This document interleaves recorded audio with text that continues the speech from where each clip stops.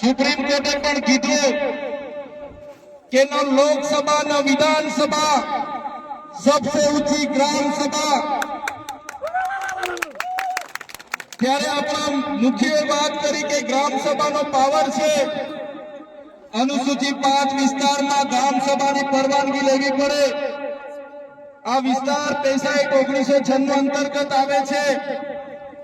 તમારે આ કાર્યક્રમ કરવા માટે તમારે આ પ્રકારનું પ્લાન્ટેશન કરવા માટે ગ્રામ સભાને કેમ જાણ કરવામાં નથી આવી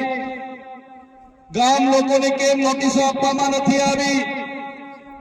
ગામ સભાની મંજૂરી કેમ લેવામાં નથી આવી એવા સવાલો કરતા વનકર્મીઓએ પોલીસ અધિકારીઓએ ઉશ્કેરાઈ જઈને આપણા 10 થી 15 આગેવાનોને પકડીને બળજબરીપૂર્વક અહીંથી પોલીસ સ્ટેશને લઈ જવા માટેના પ્રયાસો કર્યા ત્યારે ગામના લોકો એમને છોડાવવા માટે આગળ આવ્યા ગામ લોકો છોડાવવાનો પ્રયાસ કર્યો ત્યારે પોલીસના અધિકારીઓએ પૂર્વ આયોજિત કાવતરા મુજબ એ લોકોએ ગામના લોકોને દોડાવીને લાઠીચાર્જ કર્યો હમણાં જ ગામના મુખીએ ગામના સરપંચો એમને ગામના પોલીસ પટેલે મને કીધું કે લગભગ 32 થી 35 લોકો ગંભીર રીતે ઘવાયેલા છે એમને ઈજાઓ પહોંચી છે અને એ લોકો પોલીસના ડરના કારણે સરકારી દવાખાનામાં નથી ગયા પણ ઔષધિઓની દવા કરે છે દેશી દવા કરે છે અને આજે પણ એ લોકોની સ્થિતિ ખૂબ જ ગંભીર છે ત્યારે મિત્રો સવાલ એ થાય છે કે આ પ્રકારની સૂચના કોણે આપી પોલીસને કયા ભાજપના નેતાઓએ પોલીસને મોકલ્યા કયા ભાજપના નેતાઓના ઈશારે લાઠીચાર્જ થયો કયા ભાજપના નેતાઓના ઈશારે અહીંયા 27 જેટલા ટીયર ગેસ છોડવામાં આવ્યા અને કયા ભાજપના નેતાના ઈશારે અહીંયા 50 થી પણ વધારે રાઉન્ડ ફાયરિંગ કરાવવામાં આવ્યું આ ફાયરિંગમાં નાસભાગ કરતા ઘણી માતાઓ ઘણા બહેનો ઘણા વડીલો ઈજા પામેલા છે ત્યારે સાથીઓ આપણો આદિવાસી સમાજ સંવિધાન અને સંવાદમાં માનનારો છે આપણા લોકોએ સંવિધાનની વાત કરી સમાજની વાત કરી અને વન અધિકારીઓ અને પોલીસ અધિકારીઓએ એમનો સત્તાનો ઉપયોગ કર્યો ભાજપના નેતાઓના ઈશારે આપણા લોકોને ડરાવવાનો ધમકાવવાનો ઉપયોગ કર્યો આપણા લોકો પર લાઠીચાર્જ કર્યો ત્યારે આ ભાજપની સરકારને એમના એસપી ને એમના ડીવાયએસપી ને એમના ડીસીએફ ને આ ચૈતર વૈસાવા કહેવા માંગે છે અમે આદિવાસી લોકો સંવિધાનમાં માનનારા છે અમે આદિવાસી લોકો સમાજમાં માનનારા છે અમારા આદિવાસી લોકોને તમે છંછેડ છો અમે સંવિધાનને હવે સમાજ સાઈડ પર મૂકીશું એ દિવસે અહીંયા હાર પારની લડાઈ થવાની છે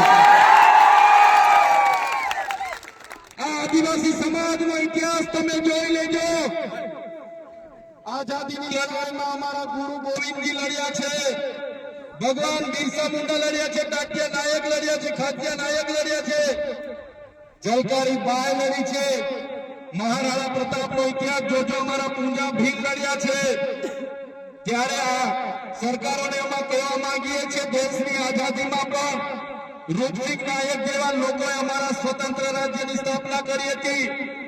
દેશના વિકાસમાં પણ અમારા આદિવાસી સમાજે પરસેવો આપ્યો છે લોહી આપ્યું છે દેશના વિકાસમાં જ્યાં ડેમોની જરૂર પડી અમારા લોકો વિસ્થાપિત થયા છે કોરિડોરની જરૂર પડી અમારા લોકો વિસ્થાપિત થયા છે નવા નેશનલ હાઈવે બનાવવા અમારા લોકો વિસ્થાપિત થયા છે એરપોર્ટ બનાવવા માટે અમારા લોકોએ જમીનો આપી છે જળ જંગલ અને જમીનો પર રહેનારો અમારો મૂળ માલિક આજે પોતાના સમાજ સાથે આજે ગામથી પોતાની સંસ્કૃતિથી પોતાની પ્રકૃતિથી છીનબીન થઈ ગયો છે આટલું બધું કર્યા પછી પણ અમારા લોકોને તમે રંજાડવાની વાત કરશો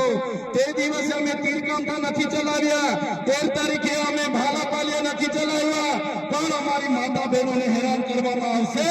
આવનારા દિવસોમાં તીરકાંઠા પણ ચાલશે ને ભાલા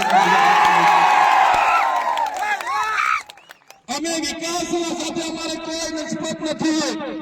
વિકાસનો અમારે કોઈ વિરોધ નથી પણ આદિવાસીઓના ભોગે વિકાસની તમે વાત કરો છો એને હમણાં અમે સંમત નથી એક બાજુ આઝાદીના 78 વર્ષ થઈ ગયા અમારા લોકો આજે આઝાદીના 78 વર્ષ પછી પણ 2% રોટલાઓ માટે અમારા લોકોને શહેરોમાં મજૂરી કરવું જવું પડે, અમારા બાળકોના શિક્ષણ માટે શાળાઓમાં શિક્ષકો માટે આંદોલન કરવું પડે, સારી શાળા માટે આંદોલન કરવું પડે, પીવાના પાણી માટે આંદોલન કરવું પડે,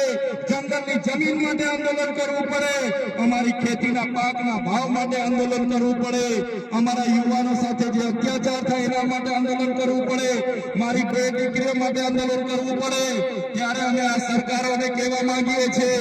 આ તમારી મનુવાદી સરકાર, આ તમારી સામંતશાહી સરકાર, આદિવાસી સમાજ હવે જાગી ગયો છે. સરકારને અમે કહેવા માંગીએ છીએ, હવે અમારો સમાજ લડેંગે જીતેંગે, જિંદાબાદ મુર્દાબાદ. આગે બઢો, હાય સરકાર, હાય હાય. આવેદન નિવેદન હવે અમે કરવા માંગતા નથી. તમે પાડલિયા ગામ સાથે જે અત્યાચાર અમે કર્યો છે, જો આવનારા દિવસોમાં જે પણ લોકો પર FIR થઈ છે એ FIR રદ કરવામાં નહીં આવે તો આવનારા દિવસોમાં અમે પાલનપુર SP કચેરીનો